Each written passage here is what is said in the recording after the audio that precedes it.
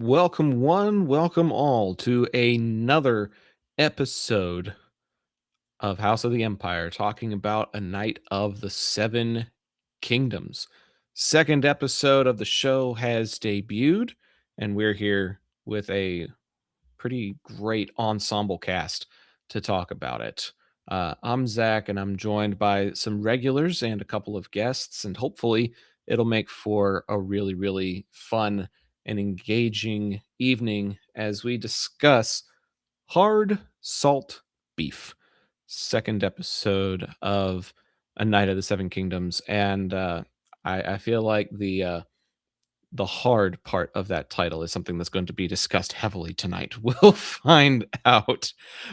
Joining me as he has pretty much since the show debuted, it's Randy over to my side. Randy, initial thoughts, spoiler-free thoughts on this second episode. So I still enjoyed the episode, but I feel like there was more, it was a little bit of a lull to some degree, which is it's not a bad thing. Sometimes you need to kind of slow things down to right before you ramp everything back up. I know there's not a lot of time for the season to really breathe. That's why they broke it down into so many small episodes. But uh, the way I look at it, the highs were good. The couple of lows, they weren't bad, but they just kind of didn't keep my interest like last week did, but it still overall wasn't. It's still a pretty decent episode though. Yeah, I mean the pacing of it was definitely a little bit different, and that is something that we'll get into, especially with it being episodes that are less than 45 minutes when we're used to Game of Thrones productions being closer to an hour plus. They're doing some different things, and so us adapting to that is going to be a part of it. Joining us as well is Ryan. Uh, Ryan, that is first of all a really great collection you've got going behind you there. I'm rather jealous of your backdrop. Welcome. This is your first time talking about A Night of the Seven Kingdoms with us, I believe. What has your impression been on the show so far, and what are your spoiler-free thoughts on this episode in particular? Yeah, thanks for having me. I know it's been fun doing House of the Dragon stuff with you guys previously, so I'm glad to be back doing Night of the Seven Kingdoms. And I do appreciate the backdrop. I've worked quite hard to meticulously build my little racing empire here. So, but no, I really am enjoying this series. It's definitely a almost a 180 from what we've kind of come to expect with the Game of Thrones series that we've gotten to this point. It's certainly more lighthearted, a little bit of a kind of a more relaxed feeling and vibe. So I've very much enjoyed that aspect of it. I agree. The runtime and the pacing is very different. I mean, we've kind of grown accustomed to Game of Thrones, doing all of this world building, all of the story building, but they give themselves an hour to kind of start to put it together. And in this case, we just kind of got to the end of that, and I was really ready for more. And they cut to the black credit scene, and I was like, "Where is it?" But it left me craving more. And that part, I am very much excited for episode 3 because of that. Yeah, and this was a concern that I talked about when we were previewing the show, was that there's fewer than 150 pages total in this first novella. And if they're trying to do 6 episodes out of it, they're really going to have a tough time with the pacing. They're either going to embellish quite a bit, or they're gonna follow the story and just not take up as much time. And so it seems like they're leaning towards not taking up as much time and being more faithful to the story and just trying to spread it out a bit. So we're not only watching 3 episodes, they're giving us 6 or something like that. So, um, time will tell if that was the right decision, because the series is gonna continue, until February the 22nd. So we have a few more of these discussions that we get to have, which is great. Joining us for this discussion is Dustin. Dustin, it's great to get to chat with you. What have your thoughts on this series been, and what are your spoiler-free thoughts on episode 2? Um, I come in Game of Thrones. I'm a little bit more of a casual viewer. Watched the original Game of Thrones series. Unfortunately, I have not had the time yet, and I am making time to watch House of the Dragon. Going into this show, I was kind of just I put everything kind of aside, saying, "Let me see what they can do with this." And I'm pleasantly surprised with the fact that they're able to take the scale of what we know. And I think people going into a show like this that may not know that it has a smaller budget and a smaller kind of uh, development window, right? And put something out, and there's still stories to tell. And I'm enjoying it so far. And while this episode was short, there are some things that are very, very long in this episode. So, but I've enjoyed it for what it is. I'm enjoying what they're saying, the tale that they're taking us on. I have not read the novella, but for the story that they're telling, I am intrigued. I am excited to see some more. And I actually like that they're kind of just telling a smaller story. It doesn't have to be this thing where it's drawn out and kind of filler added and fluff added. Just tell the story you want to tell and then get out. And I'm okay with that. So I'm enjoying it so far. That seems to have been their MO so far, is focus on Sir Duncan, focus on Egg, focus on who they interact with, and don't tend to give as much attention to, is this person going to stab me in the back? Is this person going to stab me in the back? Is this person fucking this person? Like, there's not as much of that going on as there is just watching the character exploration of the two main people in the story. And so that has been a breath of fresh air to a certain extent. But Sean, it seems that the only thing that was long about this episode was within the first 60 seconds of the episode, and from there, what were your thoughts and impressions on everything after that? I mean, I had a hanging good time with the episode. No, so It was not hard to enjoy yourself. forget being hard. It wasn't even that. So last week I said on the episode that I was fine with the 42-minute runtime because it didn't feel like anything was cut short. Now, I haven't read the novella, and I don't need to read the novella to have a feeling for a scene.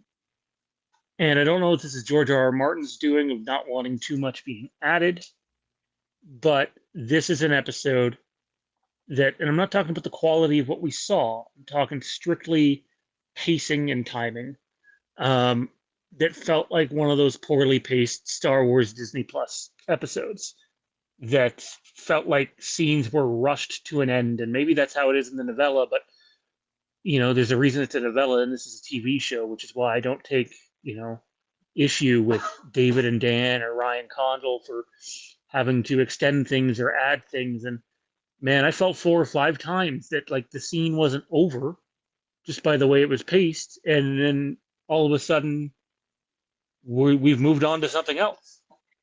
And yeah, I won't lie, it takes some big time points away from my final score here. Like, yes, quality over quantity, but when it feels like it's being rushed and there's a chance there to add some more layers to it, a scene with Game of Thrones or House of the Dragon usually feels like it's come to its natural or shocking conclusion. And it felt that way in episode 1 too, but in this episode, I just felt like the cutaways were so much more abrupt, and honestly, I took some real issue with it. Interesting. Did anybody else feel similar to how Sean did about the pacing of the scenes and the cutaways? Yeah, just because that's what I was saying. There was like some nice highs, and they were decent highs, but then you get the lows where it's just you just feel like certain things felt disjointed at times. And I wouldn't say it took away overall from the story, but what it didn't help is just you felt like there should have been more. There should have been more said. There should have been something more that just wasn't done. And they just cut away. Like either it was left on the cutting room floor and they had filmed a bigger scene and they had, oh, well, we got 10 less minutes to go. We got to cut this. Or just, the director clearly just was like, okay, we're going to cut it there. And that's that. I would like to think that it's due to time constraints and they had to cut some stuff, and that if they had a chance to add it back in, we'd have a broader understanding of everything. But that's kind of where I'm at with that.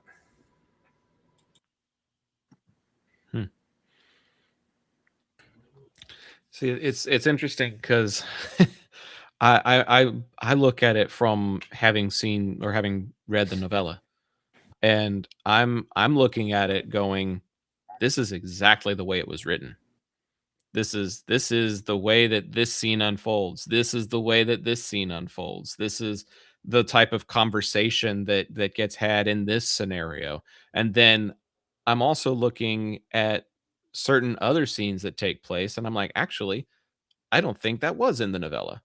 That was something that got added in entirely. And if we don't have that scene, this episode's even shorter than it is.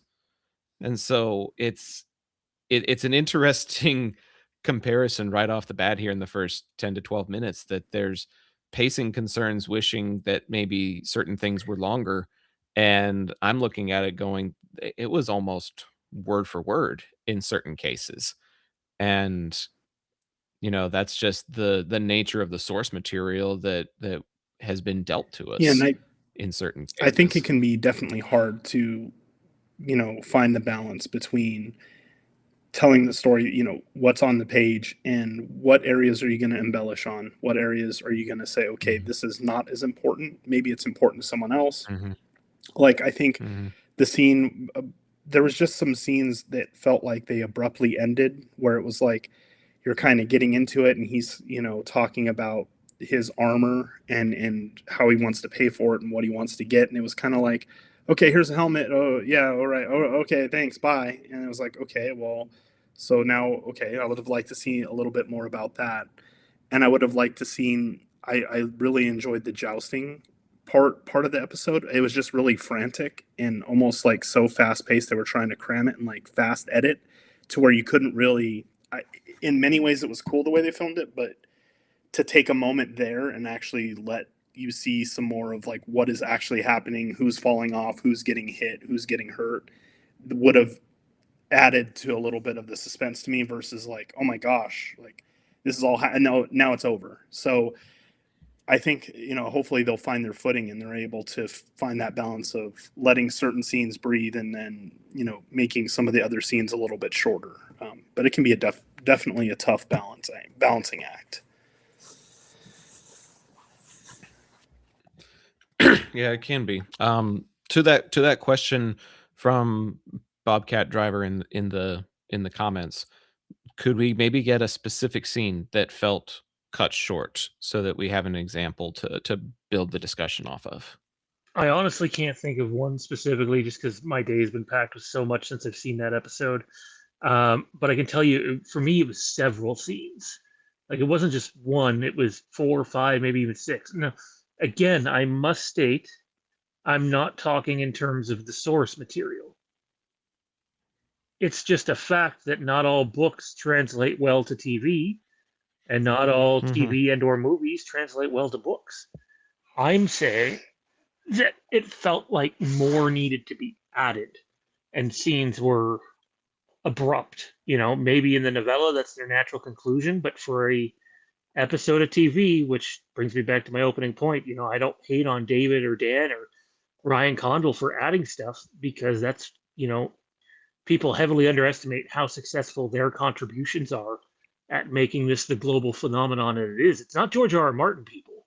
The books were out there and they were somewhat popular, but it's the it blowing up being on screen that made it the worldwide phenomenon that it is.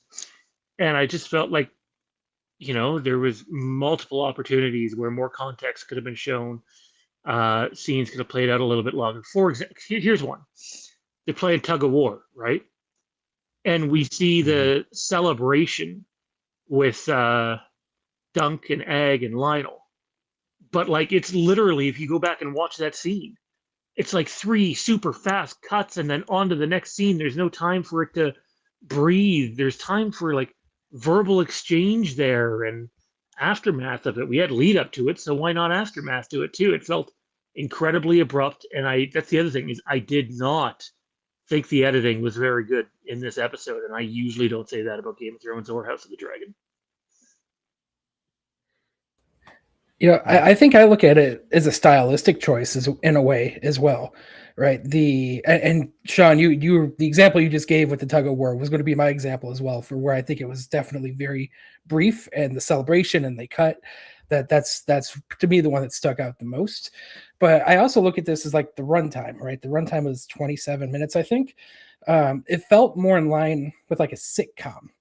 And when I watch 30-minute sitcoms, the way they tell those stories, that's very similar pattern to how they do it.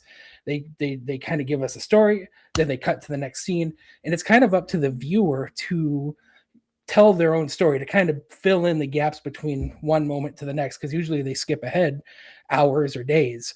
And that's just what it felt like to me. And even the cut scenes, the cut scenes were very quick. They were kind of, in my opinion, intended to have a little shot of humor in there, and then they were right back to their story. And while the pacing was very different from what we've grown accustomed to in Game of Thrones, it felt like a very intentional stylistic choice in how they plan on telling this story. And to me, I'm quite okay with that. Yeah, I think to be more specific, one thing I would point out is like during the celebration, right, which is like about 2 seconds, and then we're cut away to a whole different time of the day. Is you spent a significant amount of time in the back half of the first episode introducing us to this relationship between Lionel and Dunk. And I don't care if there's something written in the novella. And don't be wrong, there's a ton of positives in this episode, which is why I want to get this out of the way off the top. But like, write a new scene, add something there with Lionel and Dunk and Egg. Give us a minute of them afterwards. Like, you took time in the first episode, and it's like in the second episode. And by the way, the time in the first episode, even though I haven't read the novella, I've seen the behind the scenes stuff, and there was a lot added to that whole Baratheon tent stuff that is not in the novella. So add something there too. Continue what you were building. Yeah, we're almost 20 minutes in, so I'm gonna go ahead and issue a spoiler. So for those of you that haven't seen the episode or haven't read the novella, here's a official spoiler alert. About 19 minutes in now. The tug of war scene straight up does not exist in the book. So everything that they did with the tug of war was one of those created scenes that is not part of the source material. So however long or however short they made that particular sequence was entirely a creative decision. You can do with that information as you will, but I cannot recall a single moment where Lionel drunkenly approaches Dunk after their first encounter and invites him to be the anchor of a tug of war competition. Like Ryan was saying, there was a bit of a sitcom element to that with Egg being at the front of it and basically having no influence in how the tug of war match was played out. There was a little bit of some sitcom humor with the way that he interacted with the puppeteer lady. I forget her name. Was it Tysell? Um, and so there's definitely moments in there where maybe we're not used to that type of comedic influence being put into the show, and then you double that down with the fact that that scene doesn't even exist in the source material. So there's there's a there's a lot that's not going for it right off the bat, because it's a completely original piece of content that they're putting in there. Not necessarily saying that was a bad scene. I was appreciative that Lionel like saw him outside of their drunken stupor, recognized him, and invited him to participate. I think that does play a part in the way that their relationship is going to eventually build and come to a conclusion, at least based on how the book goes. So adding that scene in and allowing them to have another interaction, I think, is good for the story. Um, but I agree that it probably could have been done differently, and it probably should have been done differently, especially if they're not trying to be true to any of the source material there. They have all this freedom and all this flexibility to do something with that scene because it's original, and it still falls short. I think um, that's fairly telling.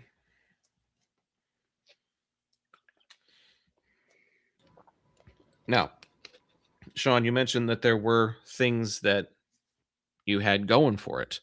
I know that you said you're a little bit removed from it because of what took place throughout your day, but is there something that you would like to highlight that we could bounce some thoughts off of? I thought the Targaryens once again were handled fantastic. Like you, not great with names the first time around, but I thought the fella playing the Hand of the King was amazing. Thought the exchange between him and Dunk was really good. I also thought, and for those that watch wrestling, you might know what I'm talking about. The other Targaryen with the two missing kids, wink, wink. I thought he, aka old looking Raven, pardon me, from WWF and WCW. I thought his role was really good. I just thought the Targaryens once again were handled with grace, and then on top of the Targaryens, like, I know we're only 2 episodes into this, and there's probably not a lot of characters in either Game of Thrones or House of the Dragon that can contend with this.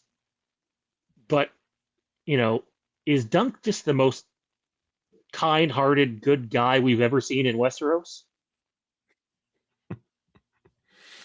I think he's up there. I would think he's up there. What's his name? The one who looks like Obi-Wan Kenobi. I think he's up there. Jorah. Well, I think Ser Jorah. Unfortunately, I think his checkered past kind of cuts into that.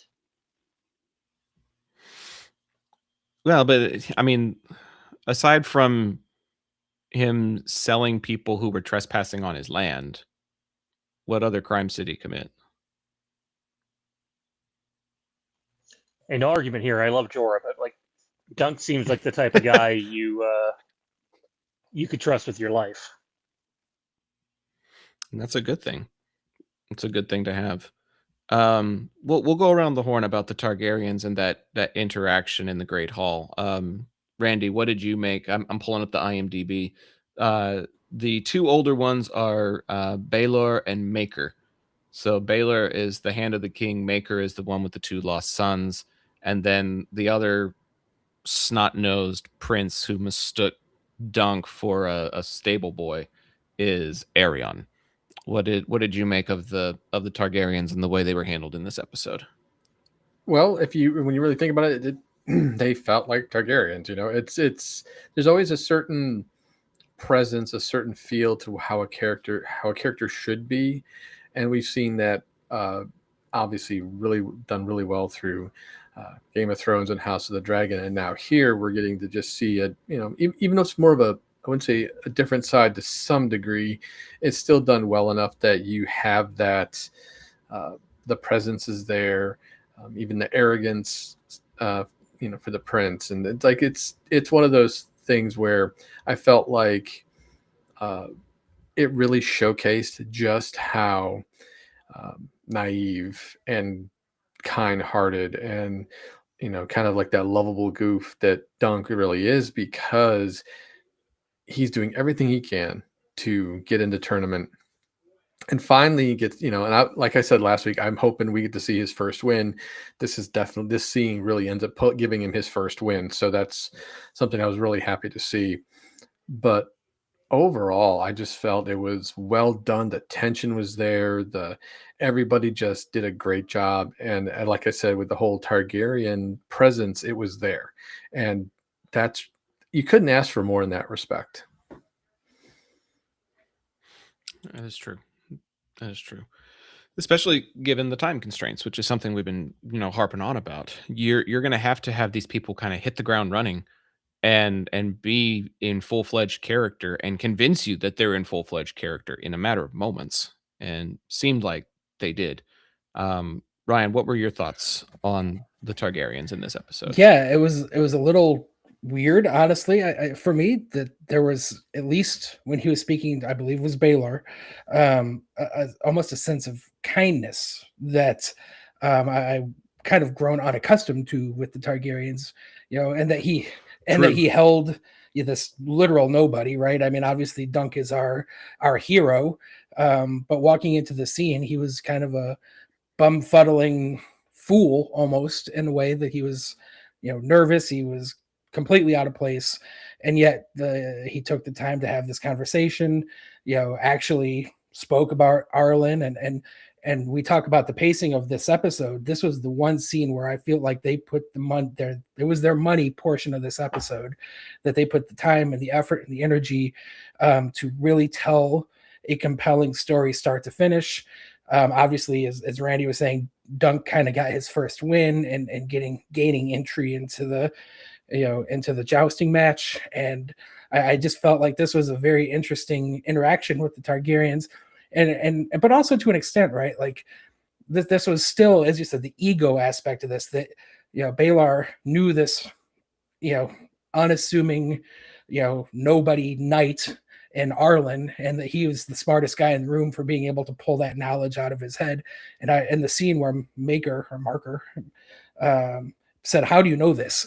Right, that's the one-upsmanship even within the Targaryen hierarchy in that scene. So I think they hit it out of the park. I really, really enjoyed that entire bit. The best part of the whole episode. Yeah, I would think so. I think that interaction, that conversation, that scene, it, like Sean said, it kind of gives Dunk a win, which he definitely needed. But then that win comes courtesy from some of the highest up people in Westeros, which is another big factor. Of course, he had to fumble it away by forgetting which way to turn when he leaves the Great Hall. But you know, it's that sitcom element that you were talking about, where like you have something that's full of great dramatas, and then you have, oh nope, wait, I'm supposed to go this way, and it's ridiculous. But up until that point, he held his own with some of the um, highest political figures in the entire Seven Kingdoms, which was a cool thing to see. Um, Dustin, what did you make of that conversation amongst the three of them? I think, not watched House of the Dragon season 1 or 2, all I have the exposure to is what we have in Game of Thrones and what has been said about them. And I know some information from House of the Dragon, so I was kind of coming into it like, you know, with less knowledge, and they still made it clear that these people were very important, that they you knew something was going on with these characters, and then seeing them interact with Dunk and thinking, okay, they're all going to be D-bags, right? And some of them are, and then some of them, like the main guy was really kind and was actually letting him speak, and like you said, holding his own in this conversation with these powerful people and making his case. I think that they do a good job at portraying, getting the actors to play these characters and giving them the right kind of attitude, because you are immediately like, wow, I do not like this person, or this person is, maybe they're not all as bad as you think they are, right? Because they can't all be bad and lunatics.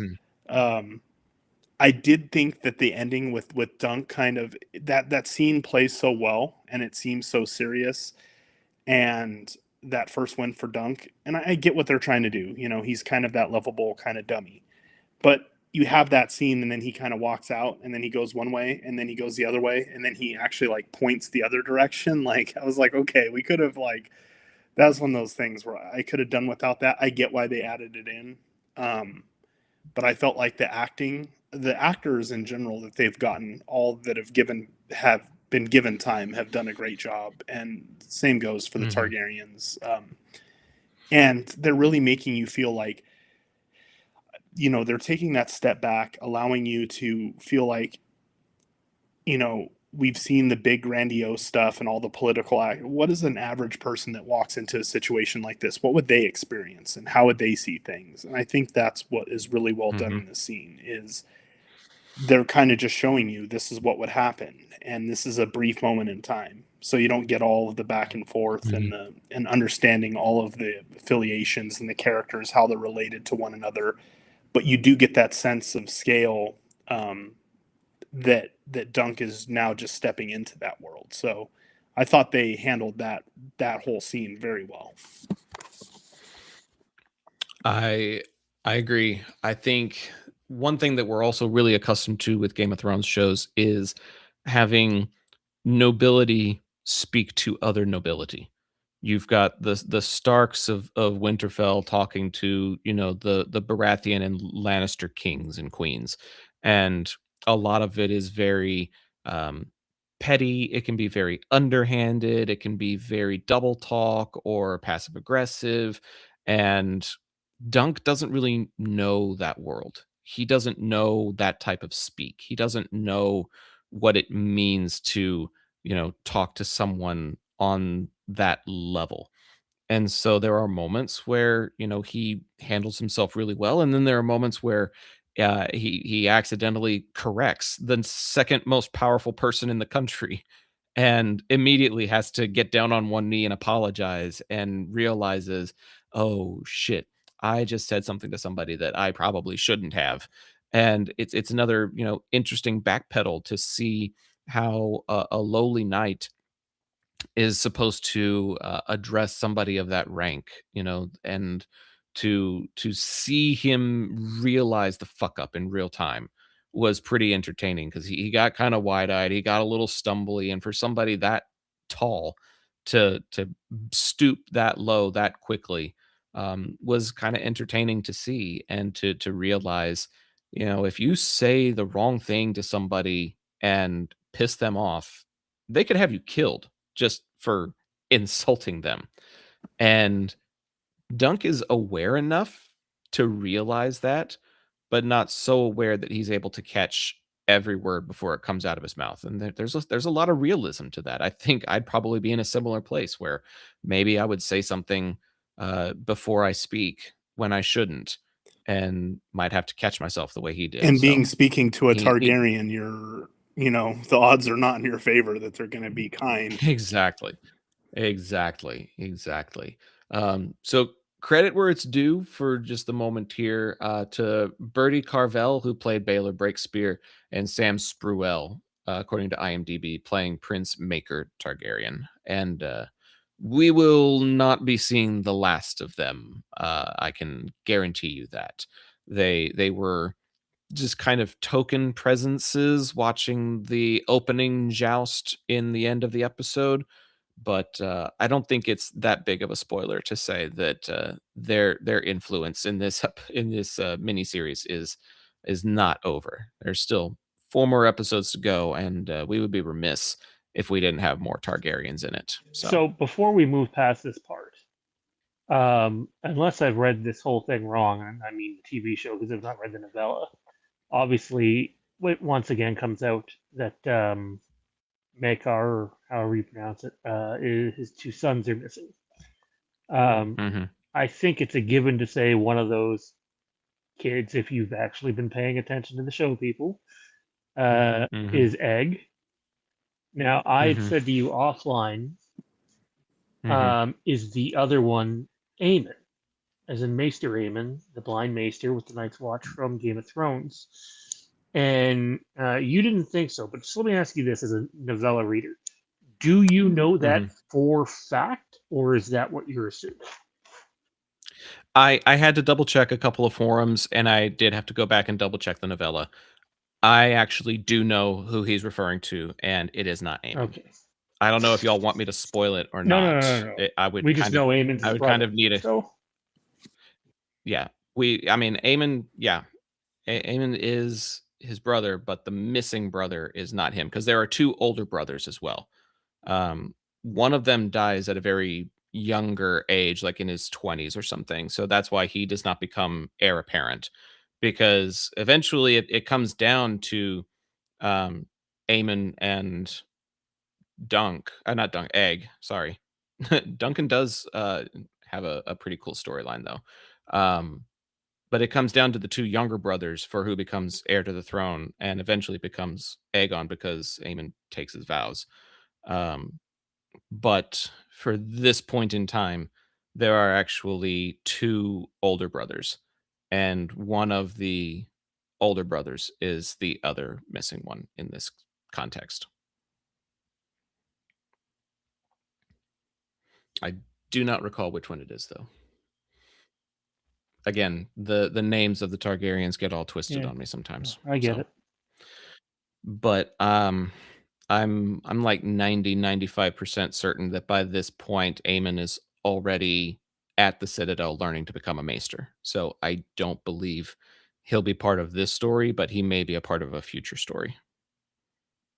So to my knowledge, he's only mentioned in this first series. But there's 3 novellas, and according to Martin, he's working on like 3 more or something like that. So Actually, he said he has we- 12 more stories that he's not going to publish, but that are finished if they want to continue the show for a while. That's Duncan Egg based. I don't think we need 15 seasons of Duncan Egg. I agree.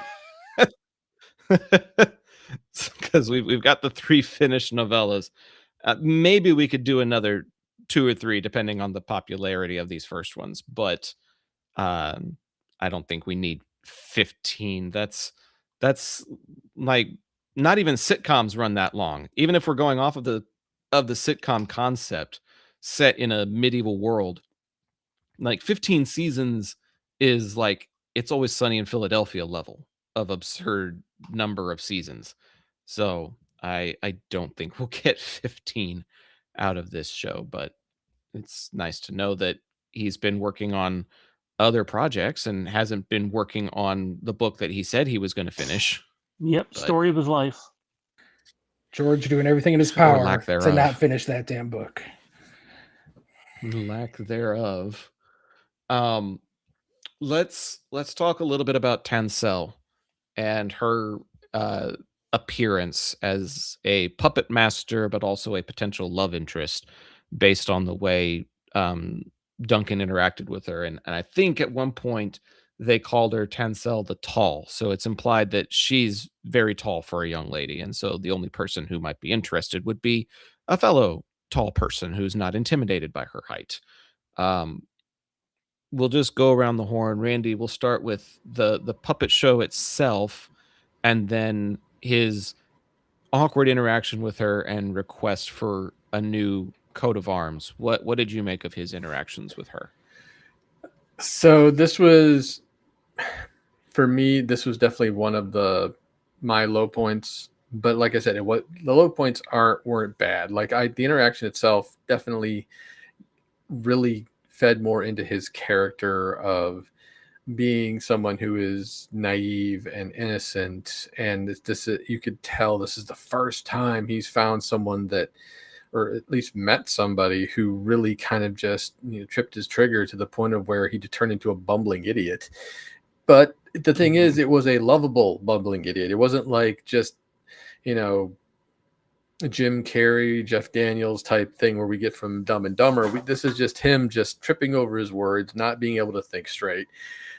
And it went on a little too long for me, but because it got the point across pretty quickly. Obviously, Egg had to save him quite a few times.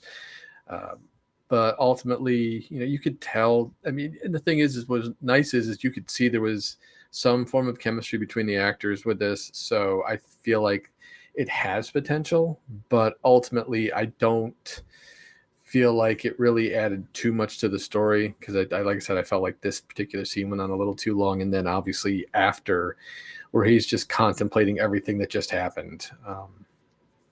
But I did like the description of what he wants the shield to look like, so I really kind of hope when we finally get to see it that it looks really cool. But I felt like that could have been a little shorter, not as awkward at times, but still it works for, I guess, the time constraints they're looking for. That's fair. That's fair. Ryan, what did you make of our first real interactions with this young Well, damsel? first off, I fully feel Dunk in his interactions with women because my God, I bumbled a lot in my younger years, and I could I could feel him on a real level with that interaction. Um, Mm-hmm. so that really, again, when we're talking about how this is going to hit me, the viewer, like that felt very real. I know that's something you touched on, right? Like just his personality, his naivete, it just felt very real. This is somebody I could, you know, see. Just I feel this guy. Like I'm much more in line with who he is versus over any of the political hierarchy figures that we've seen over the years. So that to me made this scene more personal. I do agree that it carried on too long. Again, going back to some of this comedic side of this, they needed Egg to save the day and pull him out and put him back on track. And that's definitely what it felt like they were trying to do. And then even at the end of the scene, when he was kind of sitting there talking about it, he's like, well, it was it was a transactional moment for him, right? He got to talk to the girl. She's going to make the shield for him, but he still had to pay for it. And that, and to me, that's kind of the telling story. I definitely like the character Tansel the Tall. But it didn't really fill in a bigger, broader story for me. Maybe it will develop over the remaining 4 episodes. Um, I enjoyed it, but it didn't do a lot for me in terms of storytelling. But again, we'll see what this new sigil looks like on his shield, and perhaps there's going to be more story to tell beyond when that comes around. But in this moment, in this episode, it felt kind of unnecessary. Okay. I got to bite my lip a little bit before we go finish. Dustin, back to you and your thoughts on this this scene involving Tansel and Dunk's interactions, and then even if you want to go the scene beyond that, where he's talking to Egg afterwards, trying to process how it all went down. What did you make of those 3 things? Back to Yeah, you. I think it fits that trope of goofy guy meets the girl. He caught her eye when he first saw her, and he's stumbling around. I think they played that scene well enough, and you get like they hint at it where he was. I think Baratheon was saying like you're hunched over, and he's like, you're the tallest man around, and he says, well, I was kind of grown up to make myself kind of invisible, and just how he carries himself, that he's this big gentle giant. I think this, again, it didn't move the needle for me, but at the same time, it was like, okay, I guess they want to give him a love interest, and you know what? He deserves it. He's probably the best guy around, and I was hoping, he got his first win, and it's like, you know what? Now he's talking to a girl. He's gonna feel himself now. Maybe he'll start to get some confidence in himself. But yeah, I mean, the scene went on a bit too long, where it was like, okay, we're gonna do this, and again, it was like, okay, I did like the interaction before where he said, well, you don't have, if he wasn't related to you, then you have to have your own sigil. And it was cool that he thought about that and how he described it. And I was just like, please don't have, it would have been funny had it been him pooping behind the big oak tree that they have. But I just kept thinking about that. It just kept popping up. And, but yeah, I mean, I get what they're trying to do with it. It just felt more, again, it went back to more of that, that comedy kind of sitcom serial of like, oh, a nerdy guy meets a girl and she's way out of his class and he's nervous and shy. And then afterwards, having the younger kid kind of be like, what are you doing? Like, you're terrible at this. So there's definitely, we've all been there. It's relatable in some ways. But also it's kind of like, yeah, I get why they did it, but also it didn't really move the story along. And I'm sure it'll come into play later, but yeah, I thought it was okay. It was fine. You know what? When you said the little kid that has to intervene, for whatever reason, it made me think of Elf when Oh yeah, Buddy yeah. is going to ask Jovi out for dinner, and he's like, "So, do you want to go eat food?" and Michael kind of has to step in and be like, Yes. say yes, And say what's yes. her number? Yeah. You want her number. Yeah. Mhm. It was just kind of Mhm. like, oh Yep. boy. Mm-hmm. Yeah, definitely some sitcom / comedic elements to it. But I do think it was good for the two of them to have like Dunk and Egg to have a moment where it's not always Dunk's street smarts that can help them get out of a jam. Like if you're going to have a squire and he's going to be useful, like not only does he need to make the fire and feed the horses and whatever else, like he's going to have to assist the knight in other situations as well. And I feel like he did that at least to a certain extent. Um, Sean, what are your thoughts on Tansel the Tall and Dunk and Egg's interactions? I'll keep mine short. I think they were trying to make us feel something, feel a little bit of emotion and humor out of it. But I got to be honest, probably speaks for the scene itself. I thought there was far more emotion with Dunk saying goodbye to his horse than there was in this scene. Well, that is pretty reasonable considering I think he sold his best horse. I think the one that he sold was the prize of the three that they had, and he did it so that he'd be able to afford his armor. And that's a great segue into our next little bit because the purchase of the armor, the selling of the horse, and the watching of the opening joust basically rounds out the episode. So those are all things that are definitely worth touching on. Do you want to lead off since you felt a little bit more out of that sequence and the justification behind it? Um, I mean, not really, simply because I got to step away for a second. But I love it struck a lot of emotion. Like I don't want to say a horse is a pet, but like I get it. I 100% get it. If you have an animal you're super close to, because I don't think any of us own horses. Um, And it's hard. that's a stereotype. Don't go looking at the Texan and ask him if he rides a horse to school. That's bullshit. You were all thinking it. I'm just calling you out on it.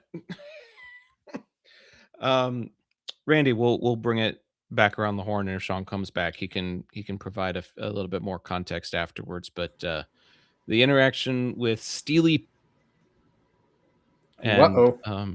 Where did I go? Did you all hear me with that? Like you got rid of my You like camera. disappeared like just as you were starting to talk. Just, You blipped, bro. You just- blipped. it's like Thanos just got rid of me or something. Oh, no, we got rid of Sean. That's okay. That's all right. We'll live. He doesn't feel so good, Mr. Stark.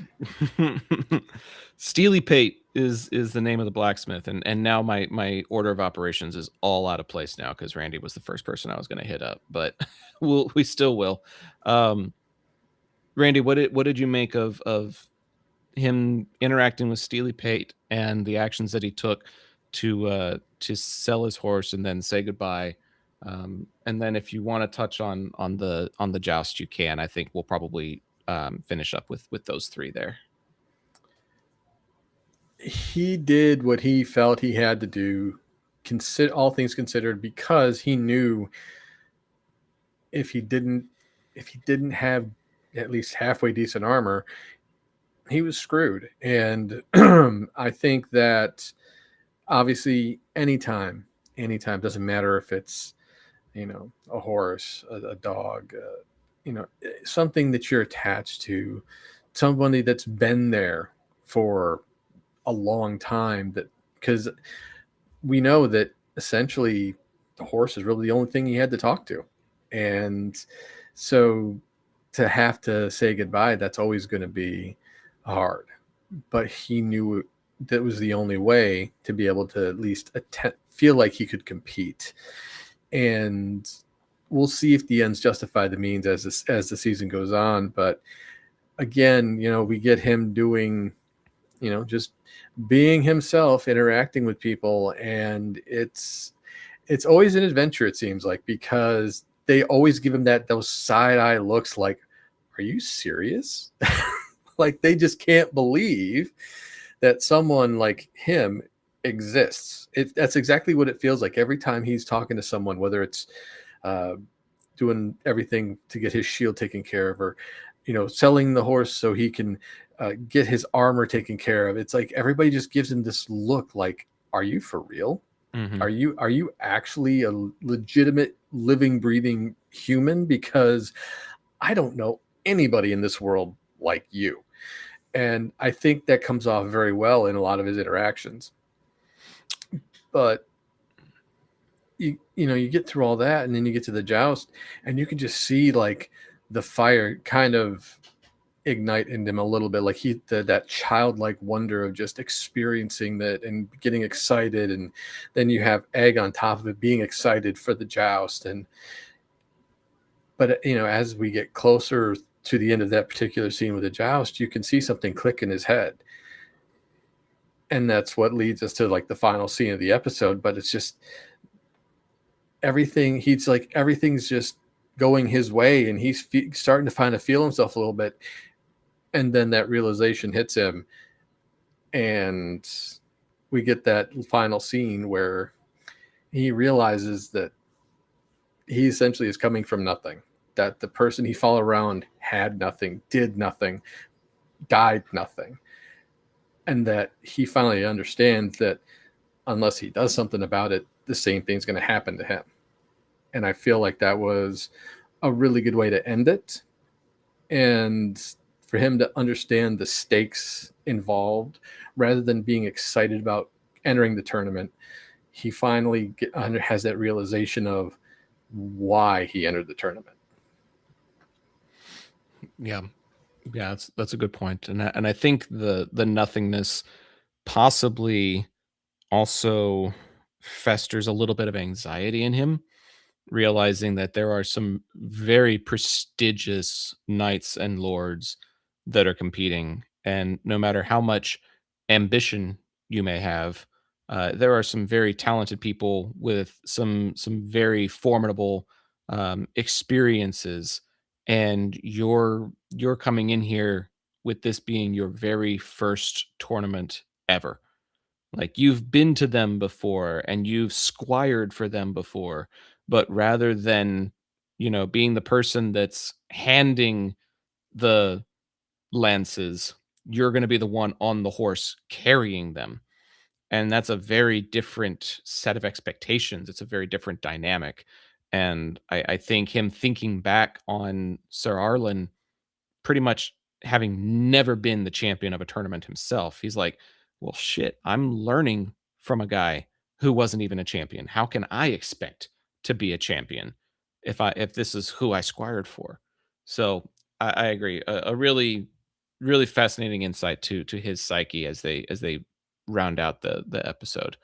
Um, Ryan, what did you make of buying armor for a day is basically what Steely Pate told him, is like, it's not anything fancy. And, what you've got will buy you something for a day. And to be able to even afford that, he's got to sell off his prized horse. So, there's a lot going on in those last couple of scenes. And I think part of it is he's starting to realize, if I can't win anything this first day, then I'm not competing a second day because I can't afford to. Yeah, absolutely. And I want to cycle back to something from the first episode, during one of the flashbacks where, he's like, I think I'm a good swordsman. I can beat Sir Arlen, right? Like in his mind, he was a good swordsman, and he probably is. We haven't seen him compete yet, so we don't actually know his skill level. But like he had this confidence, like I am a knight, I'm the best, I can win, right? He had this confidence level before he showed up. And then I think as he's went through all of these experiences, even just getting into to the tournament and seeing how small Arlen was, and I remember a quote. He's like, what kind of knight doesn't sleep with these women, or what kind of knight sleeps under a tree, right? Who doesn't even have a home? And that realization, I was like, oh man, I admire this man. He he is, somebody that's taken me in and treated me like a father figure, and he's what I strive to resemble and look and be down the road. um but at the same token, it's that realization of Sir Arlen was not who he thought he was, and that I think there is some level of insecurity there, that all of a sudden he was starting to self-doubt himself. And as you said, the first time you put on, you sit in that chair, or in this case, sit on the horse, and you're leading this as a champion in this tournament versus being a squire. It's just a totally different ball game. And there was some, and then even seeing that first joust and that first match, and just seeing, while it was maybe short, but it was really rough, right? The way that the cuts were quick and the action was intense, and those guys getting knocked off their horses going flying over. It set this scene, to set this expectation that's, oh man, I really might not be good enough, and I got one crack at this. So that to me was really the telling story. Obviously, the emotional side of this, selling that horse, definitely was the most emotional side of this whole episode. My wife sitting next to me was almost in tears in that moment. And listen, those pets, they are pets. They live 25, 30 years. And we saw in those cutscenes that horse has been with them a long time. So giving that up, making that decision to literally, as you said, risk the biscuit. They got one day basically to get this armor and get this win. He's putting it all on the line, and he's, really questioning if he's capable. But that's what the buildup is going into these future episodes, and that's what I'm looking forward to. Yeah, absolutely. That was one of my concerns leading into this entire series, was the fact that the entire novella is set in this tournament. So, like, the beginning of the story to the end of the story takes place over the course of what, 1 week, 1 weekend, if that. And so we've gone maybe the span of 24 hours in 2 episodes, 24 to 36, I would imagine, because he meets Aegon in the evening, and then has the next evening at Sir Lionel's, and then I guess the tournament kicks off the following night. So maybe 48 hours, maybe 48ish hours have transpired in these first 2 episodes. And there's been a lot of, different conversations, a lot of pleading, a lot of trying to state your case, like you said. And not a lot of people remember Sir Arlen, and he's worried that maybe nobody's going to remember him either. So there's a lot of weight to these last couple of scenes. Dustin, what did you make of them as they wound up this second episode? Yeah, I agree with what all of you have said. I think, him coming to terms with, he's got to do what he has to do, and he knows this is his shot. And so, just me personally, I was like, man, I really hope, if it turns out the way we hope it will, is he can get these horses back. He'll get enough money and reputation. Maybe he can get these horses back, and there's some kind of happy ending with that. There was one of those scenes. There was in this episode really made me feel like Mandalorian and Grogu, or the Mandalorian, where it was like certain elements where it's like, oh, you're going to make your sigil and you have to do this to get your sigil. And then you're going to get your armor, and baby Grogu Grogu is kind of like Egg, and like he's like he has someone to kind of soften his approach to, he's only been treated a certain way by people, and he's realizing, well, I don't want to be that kind of way to my squire, my ward. And I really like the relationship and the chemistry between Egg and Dunk. Like I feel like there is such good chemistry between the two of them. And now, it was clear when they were talking to Egg and he said, where are you from? And he was saying King's Landing. He's like, Flea Bottom? No. And when he said no, I was like, okay, there's something else there. So he has probably this relationship with his father. And for Dunk, especially at the end, when he is basically just coming to terms with, this person that I've looked up to, he had nothing. He had no friends. He had no family. No one even knew he existed, basically. And but he still took me in, and he still cared for me, and he still taught me to be a good person, even though he wasn't always a great person. There was such that father and son dynamic of that was really interesting to see. Again, him doubting himself, like, okay, what am I doing? I think I'm good, but this guy clearly wasn't that great, and I learned from him. And these guys are like falling off their horses, jumping on Mhm. other horses, and grabbing Mhm. shields off the ground. Like Mhm. that moment, almost like a panic attack, where he's watching it and Egg jumps down. It did fuel the episode to the end, where you're like, oh, I wanted to see more. It was like I wanted to see more of the armor scene of him, maybe saying, like, he kind of made the mention, like, you're huge, like I don't have anything that's going to fit you, like, hey, let's try to figure something out real quick, like even just a few more minutes with that. And I think the ending, having a few more minutes with that emotional, like, connection with Egg, and that was such a good part, an emotional moment, that I wish that had been a little bit longer. um but I think it set it up well enough to where, I was just like, okay, um, I'm excited to see what happens next and how they're going to play out the whole, how he's going to fare in his first match, or his first test. So I think it was a great way to kind of end the episode, and it just flew by. So again, I think it went back to the pacing issues, where it was, I thought certain scenes could have been a little bit shorter, and they could have taken a little more time with scenes that maybe built up a little bit more about what Dunk is going through, what he's experiencing, what he's going to go through. But I think they ended it on a strong note. Well, it'll be interesting because I don't really know the dynamic about a squire's role or how present he is supposed to be when when his lord is taking the company of a lady of the night.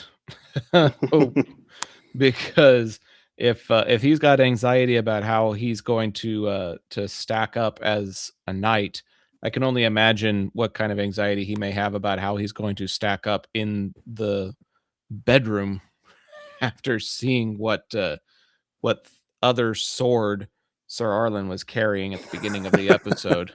Um, he probably shouldn't have been going around asking knights if they remembered. He should have been going around asking some of those ladies at the tournaments if they remembered him. That may have given him a little bit more credibility. I Yeah. wish I wish Sean was here because as soon as I saw that, I thought of our buddy Mondo because he's got a terrific story about a time that he met somebody who calls himself Tripod, and I was like, oh my god, it's Tripod. Now, I didn't catch this. Did they explain what happened to Sir Arlen? Like, or they was just like, oh, he's dying, and they show the wound on his arm, but like that kind of happened real quick. They're like, yeah, he was dying, and then he died. So, does the novella go deeper into what happened, or is it just kind of like that, where it's like, no, he got a splinter and he died? I'm trying to remember because I'm pretty sure the novella opens with him already being dead. Like Okay. the first episode is very similar to the novella in that respect that you're kicking off the story focusing on Dunk and what he is doing with the repercussions of the person he serves being gone. So I think that that flashback sequence where you're following his degradation, I don't believe that's part of the novella. So I think that that may have been an embellishment for the viewers to be able Got it. to see his degradation. And I do remember him saying that Sir Arlen died before he was 60. I think he used the phrase nigh of 60 or something like that. So he was like 59 or something when he died. But I don't know if they talk about anything in particular that took him. Yeah. But yeah, it's interesting because I feel like there were a lot of medieval sicknesses that if you weren't serving a noble house, if you weren't in a city or whatever, you probably did get infected from certain wounds. You probably did catch certain diseases, and if you didn't have a house to sleep in, you probably caught pneumonia a time or two from sleeping under the stars and under a tree or whatever. So um, that's probably a lot of things that contributed to the shorter life expectancy of the time was just occupational hazards of doing your job, possibly. So I feel like that's what they were trying to imply, but it wasn't communicated as well as it could have. Um, let's go ahead and do some final thoughts. We'll go around the circuit the way it shows on the board, so I don't get confused. So Ryan, why don't you kick us off with just your final thoughts on episode 2, and if you have any predictions for episode 3. Sure. So again, I've been pretty optimistic about this. That's, if you guys know me by nature, that's kind of who I am. And I know Dustin just jumped to the top. What the hell? What the? I think Sean's just fucking with us behind the scenes. He's got to be. Oh yeah, he has to be. He's pulling the strings on us. And now I've lost my train of thought. You've had high hopes for this series. I did. Like, listen, I'm a glass half full person. Sean will tell you that it over and over and over again. I am the yin to his yang when it comes to positivity versus negative or realism. And so, listen, I'm looking at this from a prism of when this show first, I heard about this show. They've kind of kept to what my expectation was. Listen, we're going to be looking at, just a night is not a nobody, but we're getting out of this big picture view and we're getting zoomed into what it's like to be as a local. And I felt like they've captured that essence. And I felt, as I said earlier, much more connected and personal with these characters that I've met so far. Because we aren't seeing them in the way of twisting and pulling and trying to manipulate so much. I look at the Dunk and I look at Egg as perfect matches for each other because Dunk is this big, tall, strong guy. I think he's got good life experience, but he's not the smartest guy. Like he just lives off his instincts.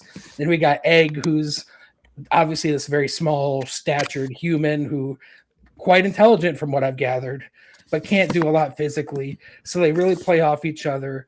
And I do think they have, they each have their own fears and they can support each other because they each, what the strength is for the other is the weakness for the other. And it's just a good jive. So I'm looking forward to how this plays out over the next 4 episodes.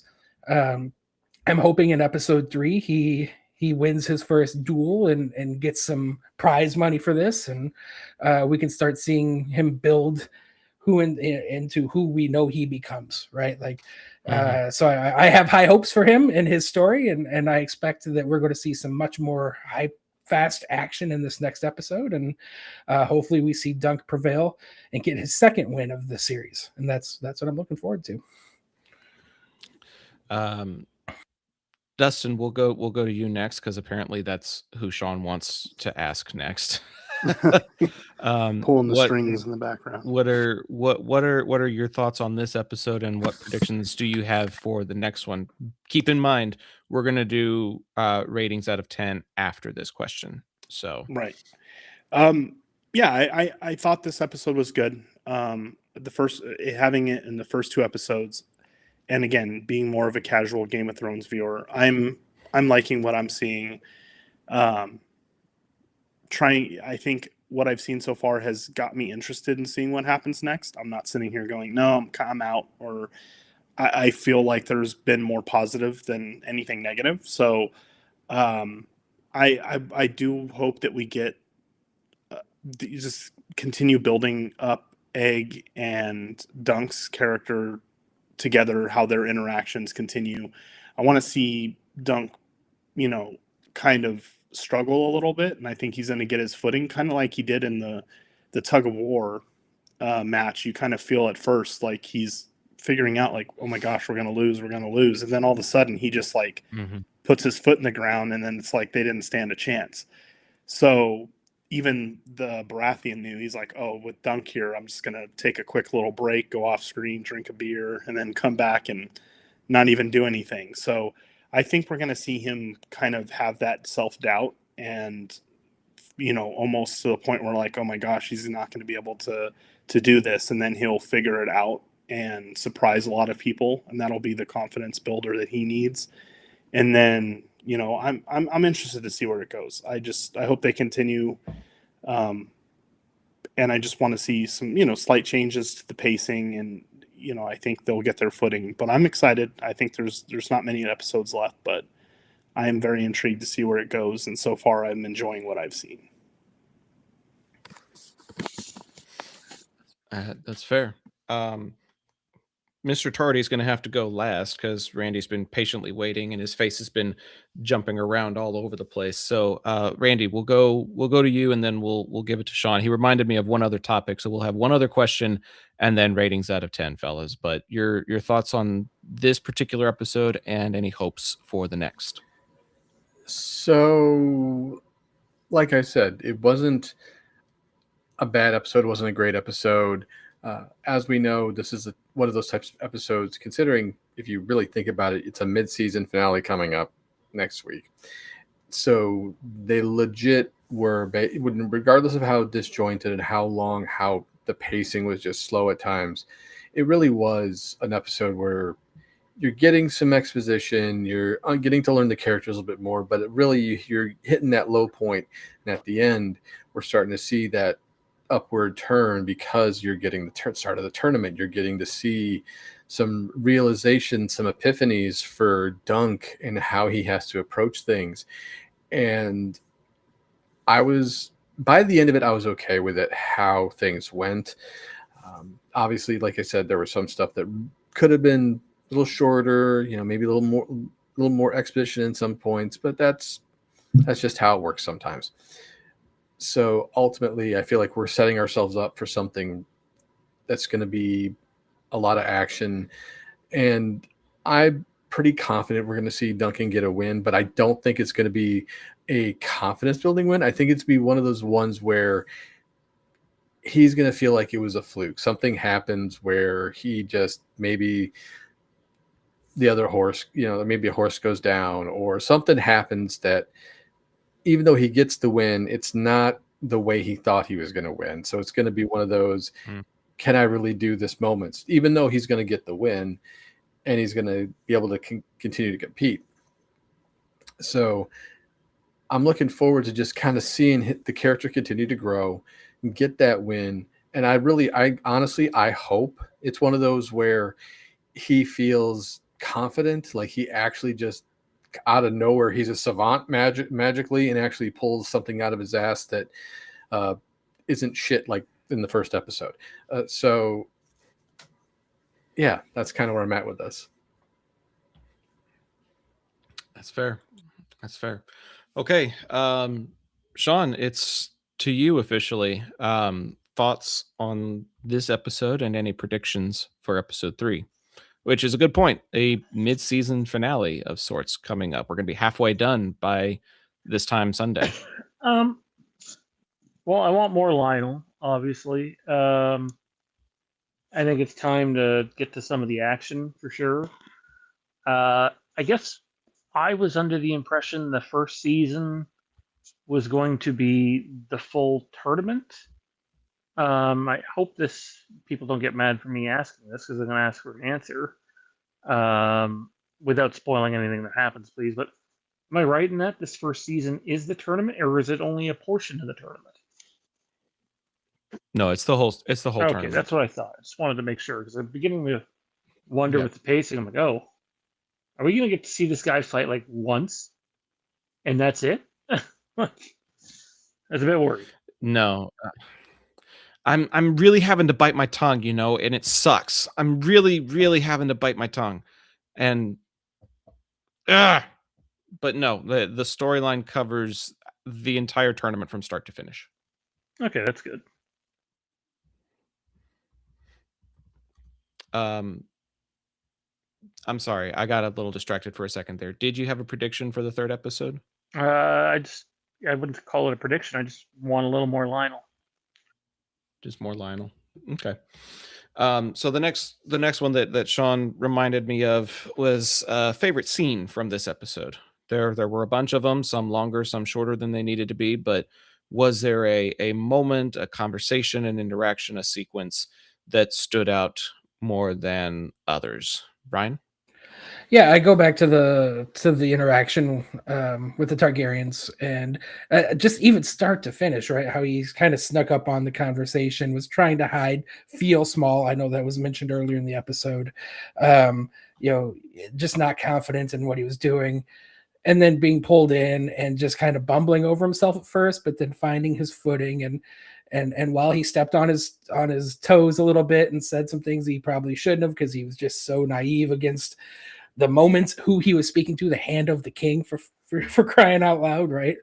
Mhm. But that interaction really did hit home. Like it was finally that moment of validation for him, where somebody finally recognized who Arlen was, and they had the conversation and put him at ease. And again, the kindness. I was not expecting this from any Targaryen, but in this time frame, again, I kind of look at the time period of this and know that the Targaryens, while they're still in power, they don't quite rule with that same iron fist. They don't have the dragons to protect them anymore at this point.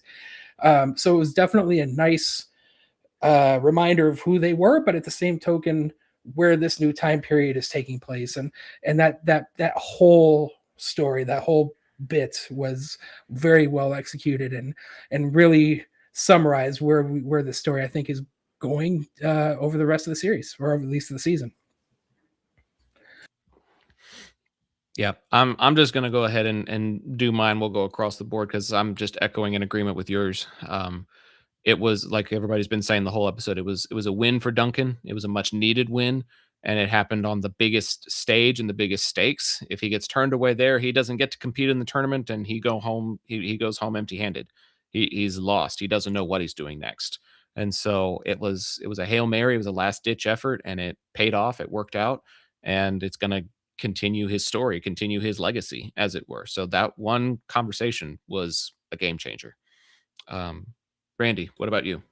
So while obviously the the scene with the Targaryens obviously was the most important scene, at least I believe it's the most important scene in the episode.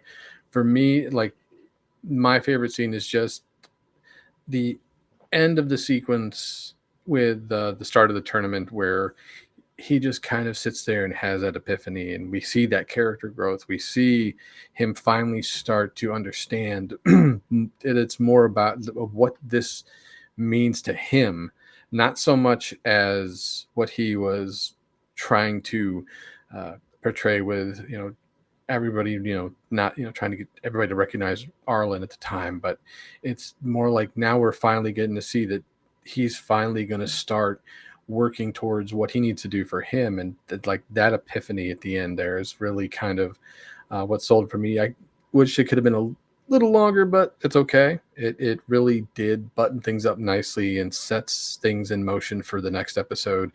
And yeah, that's what I got for that. Sean, it's to you.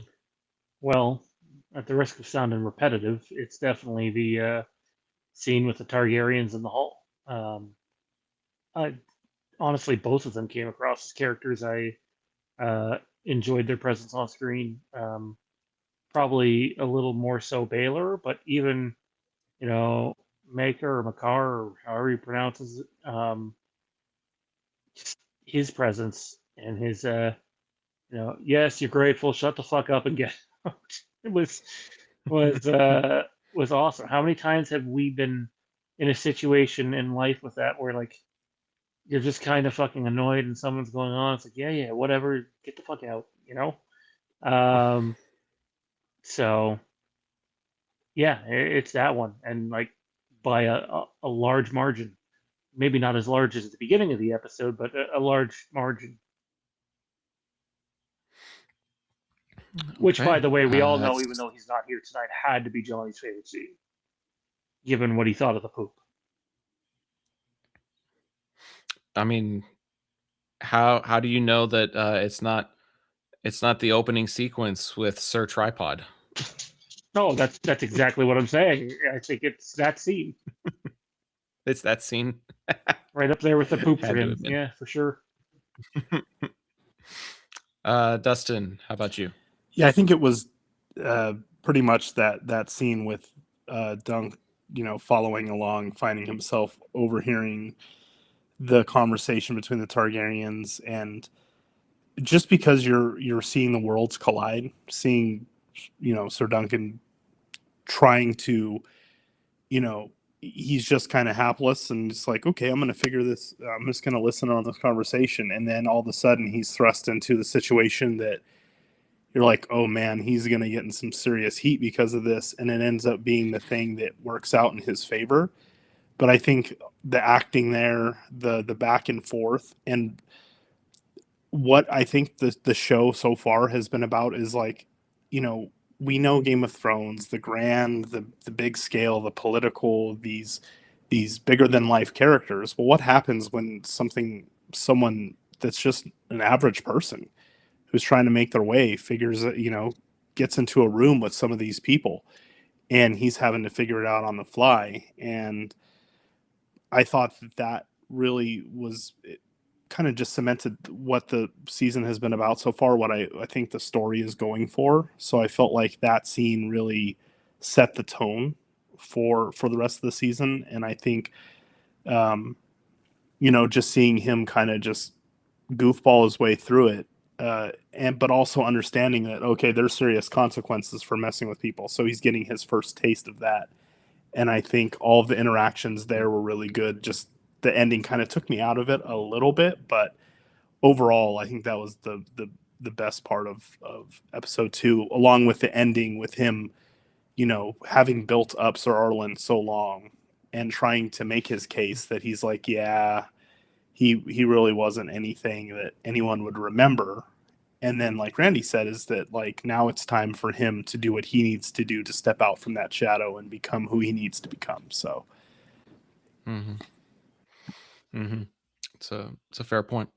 I would say, and I'm trying really hard to choose my words carefully, as someone who has read the novella, I would say that the meeting in the Great Hall was definitely the best done scene in the episode. But I would say that there is another scene in this episode that will have much bigger implications for the rest of the season. And honestly, from the conversation, it was kind of slept on. So I am very intrigued for the ensuing episodes and to see if you all are able to catch on what scene perhaps you slept on that's actually going to play a big part in Duncan's story. So that'll be fun to see. That's a teaser for everybody to keep watching and to keep watching this podcast so that you can get those live reactions when they happen every week right here on this channel. So hit subscribe, hit like, do all those things so that you can keep coming back and finding out what our thoughts are on future episodes. But let's go ahead and go into our scores out of 10 for this second episode. For reference, IMDb gave this episode an 8.5 out of 10 with over 12,000 reviews, if you can believe that. And the Rotten Tomatoes score is 95 on the popcorn meter or 66 from the fan meter. So if you divide those two right down the middle, it is an 80.5 or a 8.05 out of 10. So I'm curious to see what the comparisons are here on this panel. Ryan, what do you give this episode out of 10? Getting to go first is a kind of a scary position because I'm curious to set the tone, right? Because I could be way out of the water for how everybody else feels about this.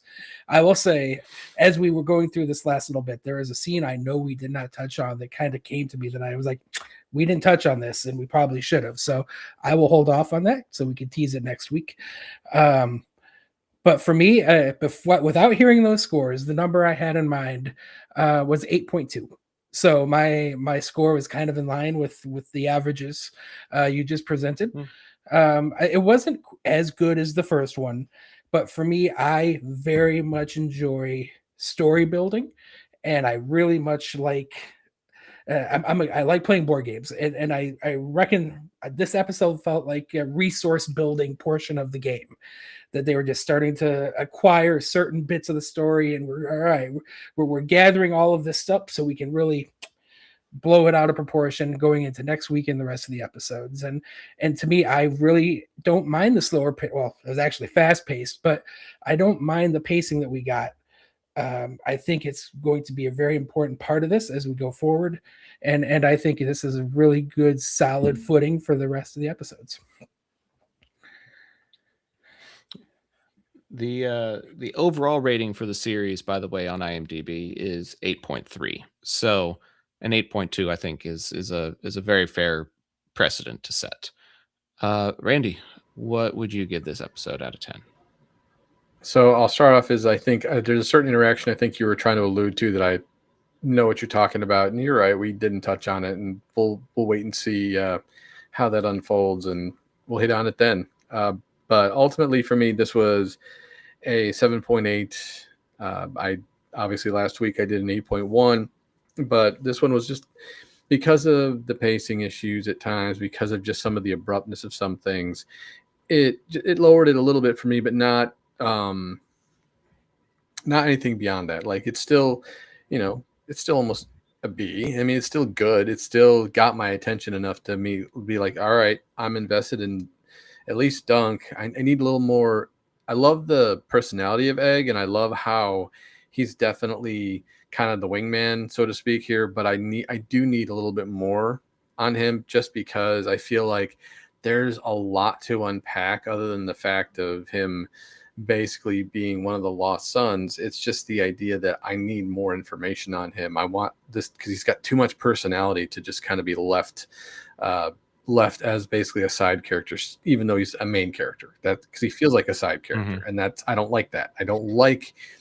It's kind of like for Sean, Lionel there, having just that charisma and that personality. Like his character is too bold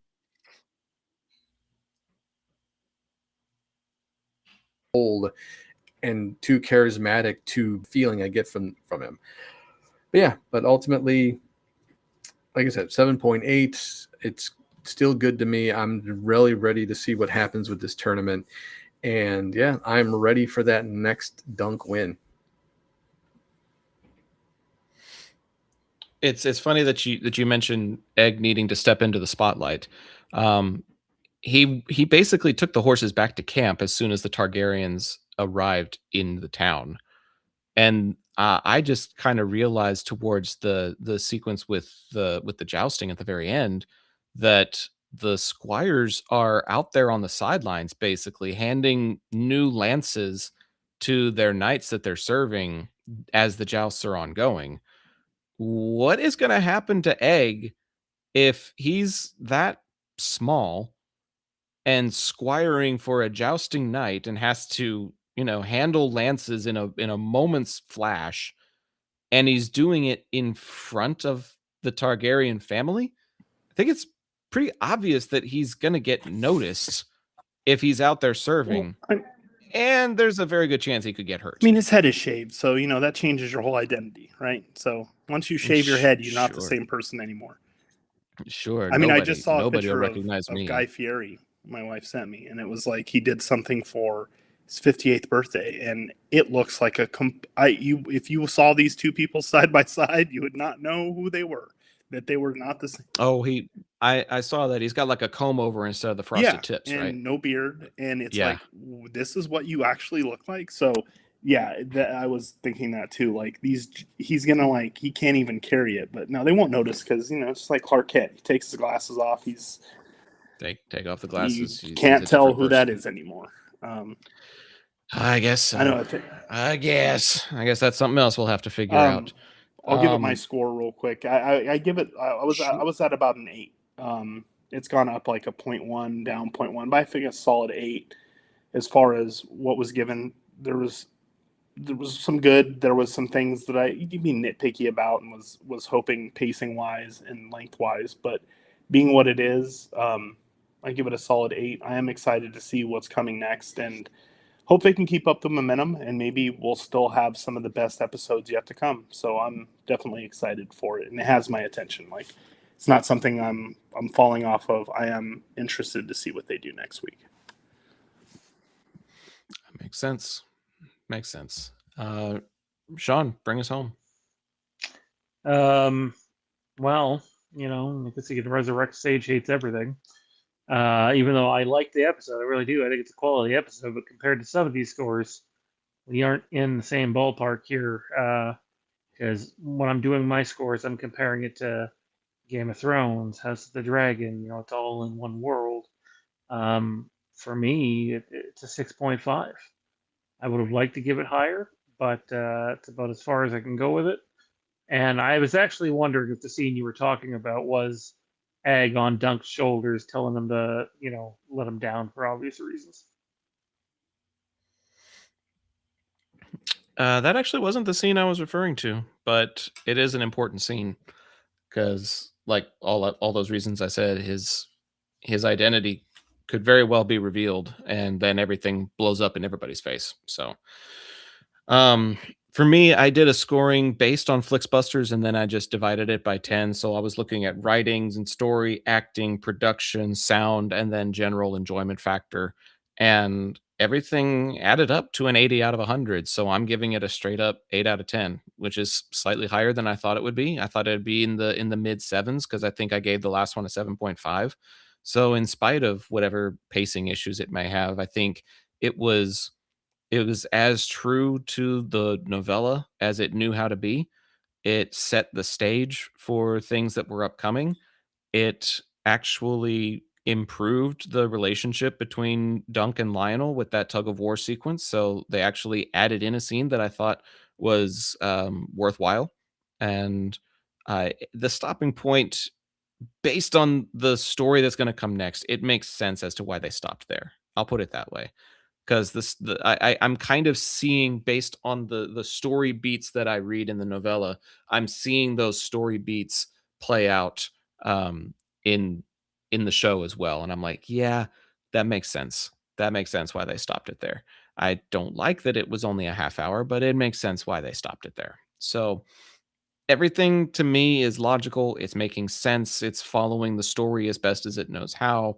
And it's telling a good story that is continuing to, um, evolve Duncan. And hopefully we'll get more evolution of Aegon as we go.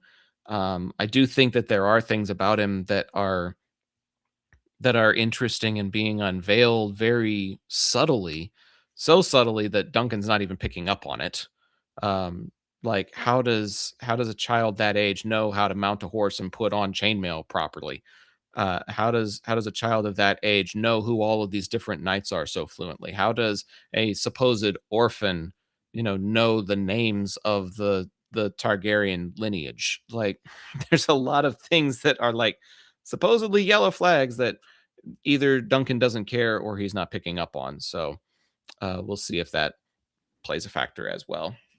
But um, you know, the 7.5 is gonna, or the 6.5 rather, is gonna bring it down slightly. But overall, I think we're pretty much in a similar boat as far as the ratings go. Let me see, 1, 2, 3, 4. There's 5 of us, so that's possible 50 points. The overall score is a 7.7 or a 77% for this episode. So I think that's probably right in line with about the expectations that most of us may have had going in. And I think it's a fair score to have. So, Sean, in spite of your feelings and in spite of the 6.5, you kind of averaged us out a little bit. So thank you, I guess. Go me. Average 77. Trying to keep as many crib notes as I can, but hard to keep up when you're also trying to host as well. So many things juggling. But this one was very focused on the episode, and it's funny that it was like about a half-hour episode, and our podcast has gone for an hour and a half. So we've spent 3 times as much time discussing it as the episode itself was long. We'll put it that way as we get ready to close. Ryan, thanks so much for joining us on this review of episode 2 of A Night of the Seven Kingdoms. where can the folks at home keep up with you outside of this Yeah, pod? appreciate the invite. Hope we can do this again soon. For me, I work with Sean over on the racing side of things over at our now rebranded Ramen is Racing YouTube channel. You can find us on X, social media there. Of course, my handle is Yant Racing 45. Just all things NASCAR. I don't know if you can tell by the background how into racing I am. It's very subtle. So I will be working with Sean more closely as the racing season kind of kicks up here in the next few weeks. It's exciting. I have a buddy who probably needs to tune in or maybe even be a guest if we can get him out of his busy schedule. But it's exciting. Looking forward to that. Randy, how about you? Well, you can find me over on X at Giggity Giles. We did the sports. We did record an episode last week. If you're curious about if I really went scorched earth rant about the 49ers Seahawks game, you can Google Sports and Brew and find us, no problem. But let's be honest, I probably could have gone a little bit harder than I did, but only one way to find out. Do you have more fun watching Rams Seahawks or Broncos and Pats? So it was like for the first game, it was like, okay, look, yeah, Stidham's not doing half bad. Mother Nature said, yeah, let me just change that for you a little bit. So Mother Nature had other plans for the Broncos, and that other game, yeah, that's I just sat there and I hate watch that game. It's still just I don't like the idea of either one of those damn teams playing in the San Francisco's, but it is what it is, and I'm just basically be like, go Pats. That's pretty much that's going to be me. Can both teams tie? Not in the playoffs, unfortunately. Yeah, unfortunately, is right. Dustin, thanks for hopping on with us. Where can the folks at home keep up with you? Oh, you'll find me. Or can they? Supporting this channel? If I'm not moderating, if I'm on the channel, you'll find me here, there. When I'm not beating Sean, my god-awful fantasy pool team, hockey fantasy pool team, pulling up the upset, beating Sean, that was great. That was my Super Bowl. And as Randy knows, I'm a fellow 49er fan, so it's been dreadful. But yeah, you'll find me on here every now and then, either in the chat or guest appearing when needed. Thanks for having me on, guys. Well, thank you for being on, and thank you for your support. We've got some really awesome supporters that help make sure that this program and this channel keeps going. And so we want to send a thank you to all of them, and a reminder to everybody to join the Patreon for some exclusive content. If you're looking for even more perks and even more behind the scenes stuff, you can find all that at the Patreon. Sean, what have you got coming around the bend besides this show? Tommy B and I are trying to plan something, but time constraints are getting in the way. And it may or may not involve Randy, although he doesn't know about it yet. If he remembers back to a previous conversation, maybe he does. Thanks for letting me know now. It's like, that's news to me. And also, I was actually just curious, as Dustin said his shtick there as he was leaving. Did Dustin and Ryan know that it was Dustin and Ryan from the hockey pool right up until that moment? Or was that a revelation to either one of you? I had a hunch, but I didn't talk about it before. Yeah, and I knew it was the Ryan from okay, I wasn't sure. The Ryan. The Ryan. The Ryan. The best team in the league this year. Well, kicking all y'all's asses upside and down. First loss, so you're welcome. You cheated week 1. I don't want to hear it. And I've paid for it ever since. Yeah, we're just doing that stuff. I'll say this: there's stuff we would like to do with Smallville and Supernatural. It's just a matter of finding time, and then Randy, Johnny, and I need to get back and finish our watch parties for the last 3 episodes of Kenobi. I know what it is about time constraints. I basically had a day to myself because of the snow, and I didn't do a damn thing with it. And now I'm right back to being as stressed as I was before the snow hit, because I'm definitely going to work tomorrow one way or another. I'll be very surprised if my work tells us to stay home. If they do, cool. I'll be more productive tomorrow. But if they don't, then I'm right back where I was at square one. Speaking of square one, you can find me at Zach the Voice, ZACH the Voice, on pretty much all platforms. Got a lot of high school sports coming around the bend, and possibly a summer gig that I'm going to be announcing in the next month or two. That is very, very exciting. It would probably be one of the biggest projects that I've done outside of this. And so, pretty excited for that. Be sure to follow me on the socials for whenever that announcement gets made. But for now, it's high school sports on YouTube at Zach the Voice, and wherever socials are at. So thank you again to everybody that tuned into this episode. We had a really awesome and lively chat with some really great people, including Bobcat Driver, and Joel was on at the beginning of the program.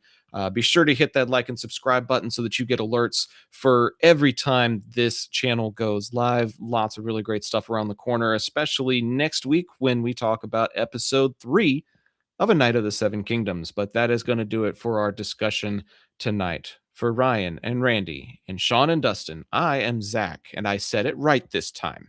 And we'll see you next time right here